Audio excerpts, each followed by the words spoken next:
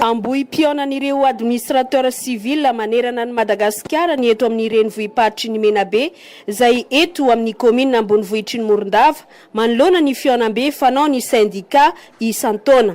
Fanamafisana firaisankina ary ihany koa dinika izay anatanterahana ny fomba entina ampandroso ny syndicat sy ny anatanterahana ny asa-panjakana no anisan'ny dinika aharitra 2 andro dia ny 1 sy ny 2 ny volana septambra.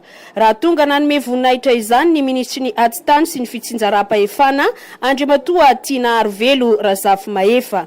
700 amin'ireo administrateur civil miisa 700 manerana ny Madagasikara no miatrika izany eto amin'ny espace Krisa eto Morondava.